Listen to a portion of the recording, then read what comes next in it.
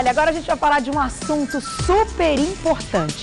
Você sabe a diferença daquela barriguinha de chope ou daquela barriguinha com uma certa gordura visceral, que pode ser muito séria e pode trazer problemas assim absurdos para a nossa saúde, tanto para os homens quanto para as mulheres. A gente brinca que só os homens têm a barriguinha de chope, eu acho que a gente está enganado, as mulheres também estão passando muito por esse problema. Quem vai contar a diferença e como a gente pode medir essa circunferência e entendermos um pouco mais se a gente precisa tomar aí algumas atitudes e providências para melhorar essa situação, é o cirurgião do aparelho digestivo, Dr. Luiz Vicente Berti. Tudo bom? Como vai? Seja bem-vindo. Boa tarde. Obrigada por ter vindo. A gente achou o assunto muito legal e principalmente interessante porque a barriguinha de chope é algo que realmente a gente comenta, né? Nossa, as pessoas que estão até com a barriguinha falam, não, mas isso aqui é barriguinha de chope, tá tudo bem. E, na verdade, pode ser que não seja uma barriguinha de chope. Então, eu queria começar o nosso assunto te perguntando exatamente isso. Qual é essa relação da barriguinha de chope com a gordura visceral? É toda. Toda, né? Toda. Eu acho que barriguinha de chope é um apelido carinhoso que a gente acabou deixando para tentar dizer, não, eu não sou um obeso, eu tenho uma barriguinha de chope. É uma desculpa, né? Eu tomo meu chopinho, minha cervejinha, ou nem só a bebida, eventualmente a gente culpa o chope, mas a alimentação. Vamos voltar um pouquinho no tempo, nós viemos num mundo onde não existia comida, uma comida bruta, o carboidrato hoje maravilhoso que está na forma dos doces, dos bolos, era uma raiz com sujeira, e que você tinha que comer rápido, senão chegava um bicho muito mais forte que você e levava, e comia. Naquela época, o gen que nós temos, infelizmente, nos dias de hoje, era muito importante, porque você tirava leite de pedra. Só que o mundo mudou. Hoje nós temos comida maravilhosa, refinada, o carboidrato que era uma raiz com sujeira, hoje é o pão, é o hambúrguer, é a pizza, é o macarrão, é o docinho. E nós, e lá atrás, nós gastávamos muita energia para obter essa comida, e hoje nós não gastamos mais nada, você pode gastar dinheiro. Metabolismo é uma coisa muito difícil de ser entendida, de compreendida como médico, como cientista, mas é muito fácil de entender. Energia necessária para viver, energia consumida ou adquirida para viver. Se você adquire mais do que você gasta, é óbvio que você vai ganhar peso. Se você ingere a mesma coisa que você gasta, você mantém o peso. Agora, se você gastar mais, obviamente você vai perder peso. Só que isso às vezes não acontece porque esse gen atrapalha. Toda vez que você reduz drasticamente aquilo que você come, o seu organismo não entende isso como uma dieta para o seu benefício. Ele entende que você está passando por uma necessidade. E se você passa por essa necessidade, ele vai fazer o seu metabolismo, ou seja, o que você gasta para viver, ser menor, e aí por isso naquela dificuldade. Você não é mentira da pessoa quando ela diz, doutor, eu fiz direitinho, eu fiz dieta, tomei remédio, fiz exercício, como nós vimos na primeira matéria do seu programa. Mas ela vai numa festinha, come 2 brigadeirinhos e chega na balança 1 quilo. E aquilo causa uma decepção muito grande. E por que isso acontece? Ela faz tudo direitinho e um dia que ela faça errado, que ela come um pouquinho a mais, ou mesmo acaba ingerindo doces, que a gente sabe que tem aí açúcar refinado e uma bomba mesmo. Volta tudo que ela fez bonitinho de segunda a sexta, no sábado volta. Volta. Por isso que a gente sempre diz que obesidade, sobrepeso, não tem cura, tem tratamento. E as pessoas às vezes acham que o tratamento ele começa aqui e termina ali. Não, é para o resto da vida. Entendi. Então, o gen, essa carga genética que todos nós temos hoje no mundo, mas vamos pegar o Brasil especificamente. No Brasil nós temos mais de 50% da população brasileira tem sobrepeso. Isso é dado estatístico. Olha que sério. E 20% já é obeso e mais de 5% são obesos mórbidos. Nós estamos falando de 8, 10 milhões de pessoas que estão nas filas dos hospitais procurando a cirurgia. Sem contar as crianças, que o número também aumenta. Esse é outro problema. Eu já sou um pouco passado, vamos dizer assim, politicamente correto. Imagina, doutor. Mas eu ia para a escola e meu sobrinho sempre ria, você fica falando isso, o que é lancheira? Lancheira era uma coisa que você levava uma frutinha, um pão, o que sua mãe fazia. Hoje você dá o dinheiro para o seu filho e ele vai ter que tipo de alimento? Na cantina. Eu jogava futebol na rua, eu empinava papagaio, eu andava de bicicleta. O que as crianças fazem hoje? É videogame, é computador. E aquilo é até mais seguro para o pai, quando ele vê seu filho na frente ali, quietinho em casa, ele acha que está ótimo. Agora, será que a gente não tem que começar a pensar nisso desde a criança, desde o nosso lar? Será que nós não temos que mudar um pouco? Como é que eu, pai, sentado na frente de uma televisão, com uma cervejinha, um pacote de pipoca no controle remoto, quero pedir para o meu filho, vai jogar futebol, vai para o parque? Que exemplo eu estou dando para o meu filho? É verdade, concordo com você. E outra, dieta começa no supermercado. Não adianta eu querer proibir você de comer o doce se ele está dentro da coisa. Então, a obesidade é muito difícil de ser tratada. Ela é uma doença genética, o gene nos atrapalha, sempre vai atrapalhar, e vocês, mulheres, são mais protegidas pelo gene. Isso que eu ia te perguntar, a diferença existem entre duas homens e mulheres obesas para um homem. Só que voltando à nossa pauta, vocês são em número maior, mas a nossa gravidade é maior. Porque a barriguinha do chope é a gordura visceral, é a gordura que já atingiu órgãos internos. E essa gordura é a que mata, é a que infarta, que dá o diabetes, que a pessoa tem o derrame, que a pressão sobe, que estoura o joelho, que estoura o quadril. Então, nós temos muito mais risco de morrer precocemente do que vocês devido a isso. Então, vamos parar com essa história de barriguinha de chope. Gordura visceral é séria. Se você, mulher, passou de 80, porque vamos ficar fácil, vamos deixar o Medicaid de lado e vamos falar do que as pessoas não entendem. Pega a fitinha métrica. Nossa, tá aqui, que hoje eu vou chamar algumas pessoas para medir aqui no programa. E meça a sua barriga. Mulher, acima de 80, risco. Homem, 80? 80, 70, começa aquela barriga maior. O homem, acima de 90 e pouco, lógico, é 80 e pouco, 100 e pouco, mas vamos botar isso como meta. Não vamos chegar no pior para depois voltar. Vamos botar um alerta antes. Comece a medir, não tem nada melhor do que isso. Segundo, pega o seu peso e divide por 2 vezes a sua altura. Se eu tenho 100 quilos e tenho 1,70 m, 100 dividido por 1,7 dividido por 1,7. Se essa conta for superior a 30, você já é um obeso. Uau! Se ela for entre 25 e 30, ela está no sobrepeso. Para mim me manter no sobrepeso, abaixo de 30, eu tenho que fazer muita dieta e cuidar. É um final de semana que eu exagero, você ganha 2 quilos. Então a luta é constante para todos. Então, independente da idade e do sexo, todo mundo tem que fazer essa medição. Sim, em casa. Tem que ter esse controle com a fita médica. Esse é a principal alerta. Está maior, está assustado? Procure o seu endocrinologista, o seu clínico, ele vai te orientar, mas não adianta o médico tem que ser acompanhado da reeducação alimentar e da atividade física. Se você não fizer isso, não adianta todo o tratamento médico, desde o tratamento clínico até a cirurgia. Cirurgia não é mágica. É verdade. O balão, que é outro tratamento, ou outros tratamentos, eles exigem sempre essa mudança de atitude. Agora, será que nós temos que esperar a pessoa chegar num limite maior e ser obrigado a enfrentar uma fila do serviço público, esperar 10 anos para ser operado? Ou a gente pode tratar isso bem antes e poder melhorar? E como é que a gente trata? É mudando os hábitos, é o que a gente comentou. Comer direito, gastar e procurar o auxílio médico sempre que necessário. Perfeito. Então, para a gente continuar o nosso papo, a gente tem umas fotos que ilustram aqui a nossa pauta para a gente explicar direitinho. Mas antes eu queria usar o exemplo. Lilzinha, vem cá, Lilzinha, a cara dela. É porque a Lilzinha já tem um tempinho que ela está reclamando da barriguinha, né? E ela me prometeu que ela ia perder a barriguinha. Então, doutor, vamos dar uma avaliada para ver se realmente a Lilzinha está bem ou se está certo, que a Lilzinha vai sair de férias. Você promete que você vai fazer tudo direitinho, não? Sério? Promete? Então, vamos lá. Doutor, como é que a gente vai medir aqui? Aonde exatamente? Deixa eu ficar desse lado aqui. Onde a gente tem que fazer a medição? Da cintura, mais ou menos na altura da cicatriz umbilical. Tá, um pouquinho abaixo do umbigo, então. Que teria maior amplitude. Tá. E tem uma outra medida que você pode fazer mais no quadril, mas mais fácil seria por aqui. Aí, olha. Então a Nilzinha precisa realmente...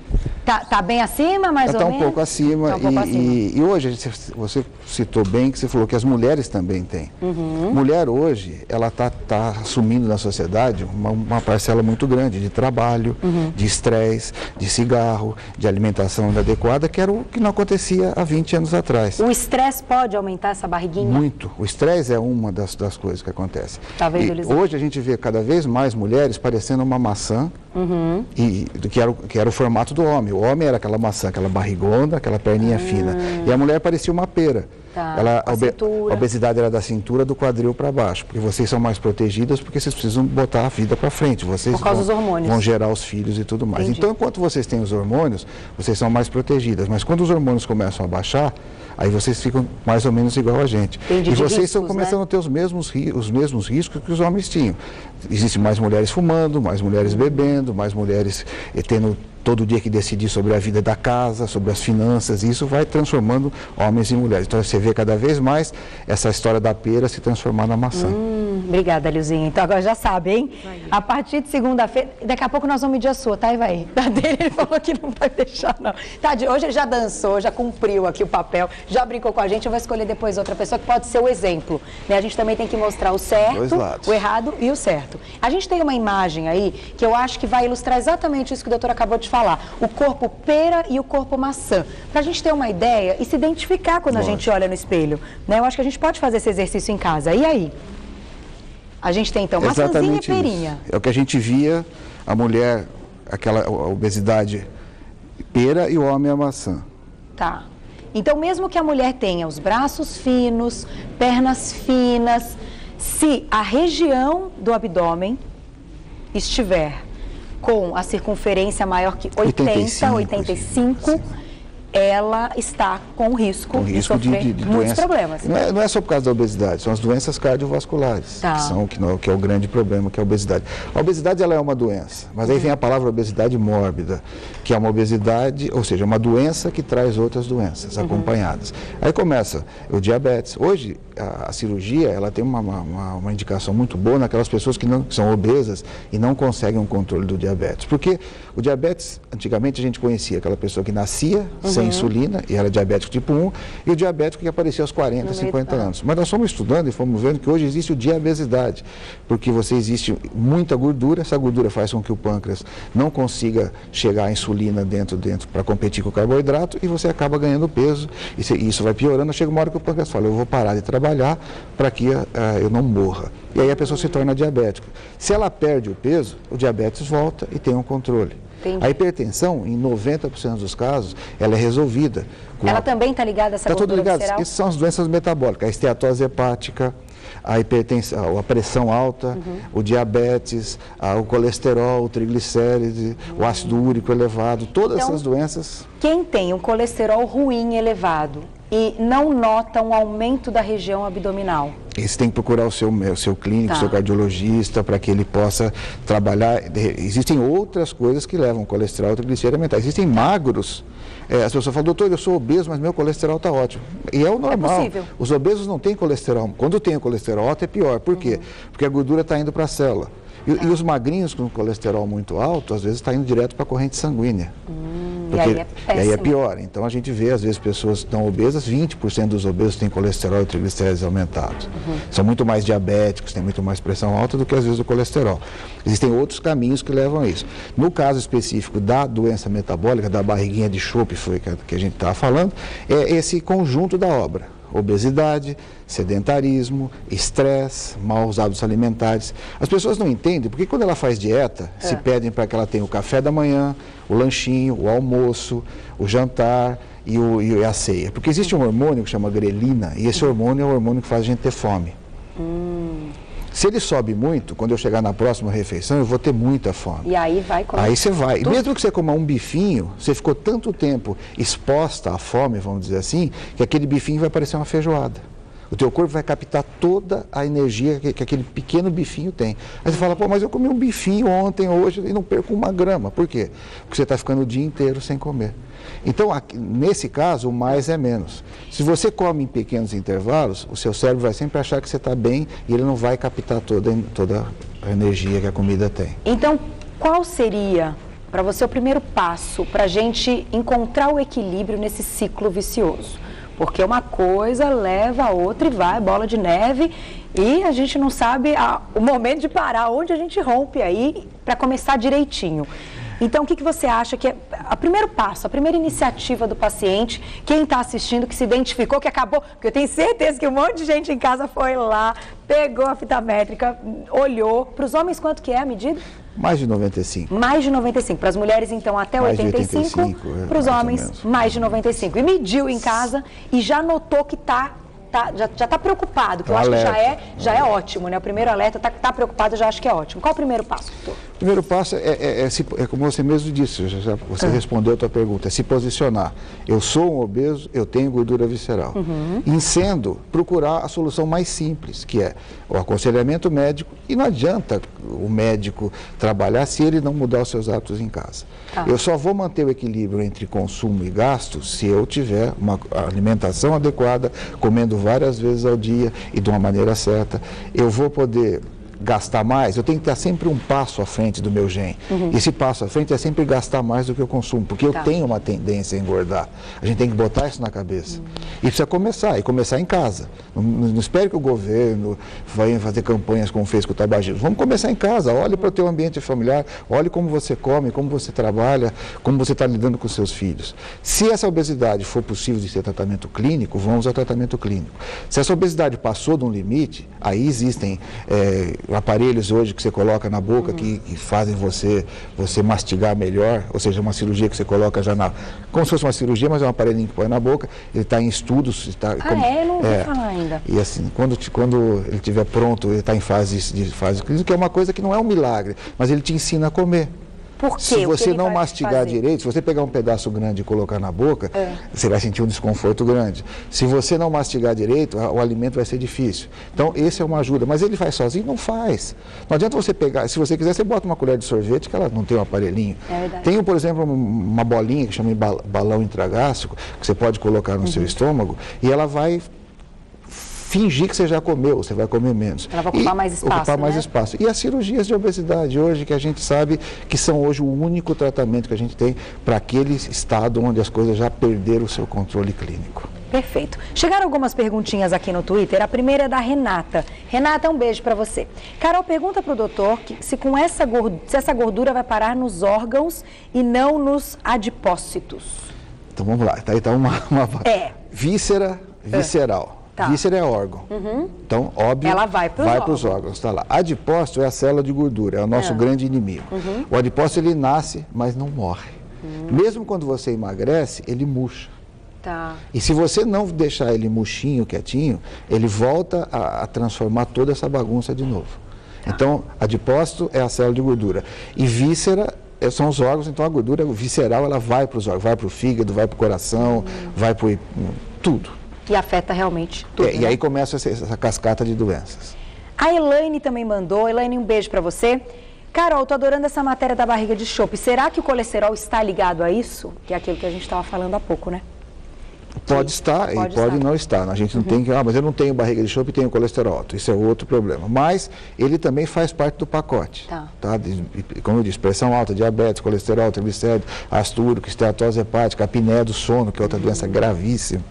Muito bom. E a gente tem que falar da apneia do sono mesmo. Então, para hoje no posto de gasolina, numa beira da estrada, dá uma olhadinha no todo motorista de ônibus, de caminhão que você tem. Aquela barriga desse tamanho, aquela boquinha fazendo assim, que ele respira mal. E esse cara não dorme. Mesmo que ele dormir 8 horas, ele tem 1 horinha de sono e descanso. Então, dá uma olhada no perfil dessas pessoas hoje e o risco que se faça uma polissonografia nessas pessoas, você vai ver que eles têm apneias terríveis e são os motoristas que estão aí hoje em dia. É verdade. A última pergunta é da Rose. Rose, um beijo para você também. Ela pergunta se a esteira emagrece, se perde barriga fazendo esteira. Exercício. Qualquer exercício, Qualquer exercício, desde caminhar. O problema é que as pessoas falam, doutor, eu faço caminhada. Você faz caminhada ou você passeia com o cachorro? Ou você conversa com a sua amiga? Porque fazer caminhada assim... Olhando a florzinha, fazendo isso agora. Lentamente, não vai mudar nada. Existe um aparelhinho que chama pedômetro ou passômetro. Você coloca aqui na cintura e você mede. Uma pessoa que dá 10 mil passos por dia, isso equivale a 3 horas de academia. Qualquer desses comércios ambulantes da rua... vendem, você põe aqui na cintura. O primeiro passo, vê quantos passos você dá num dia. Depois vê como é que você pode. Eu venho na TV Gazeta, eu vou parar no estacionamento 2 quarteirões antes. Tenta aumentar o seu número de passos. Chegou a 5 mil passos. Eu tenho 1,81 m, uma velocidade de 5 na esteira, eu dou 120 passos sem forçar. Eu precisaria de 30 minutos de esteira para dar 10 mil passos. Por dia. Isso é uma academia que você tem na tua casa, custa R$1. Você não precisa de nada, é só querer. E subir e descer de escada. Exatamente. E outras iniciativas que a gente pode dançar, ter durante o dia. Fazer Dançar outras que é uma coisas. delícia. A gente mostra sempre, doutor, e agora a gente tem uma meia hora a mais de Você Bonita com o nosso cardápio light para ensinar, porque não adianta também falar, olha, você não pode comer um monte de coisa e não ensinar quem está assistindo o programa o que pode comer, né? O que é proibido é sempre melhor. Melhor você dizer como comer do que como não comer. Do que proíbe tudo, né? Doutor, muito obrigada. Eu que agradeço. Adorei, volte sempre, foi muito legal o nosso papo. E claro, aproveite para fazer o teste mesmo, olha no espelho, use a fita métrica. Procure um médico se você notar aí que essa medida está acima do limite, porque com certeza, hoje, tendo a orientação e procurando um médico, você pode prevenir muitos problemas. Eu vou agradecer mais uma vez ao Dr. Luiz Vicente Berti, que é cirurgião do aparelho digestivo e estará outras vezes no nosso Você Bonita. Muito obrigada, doutor, e até a próxima.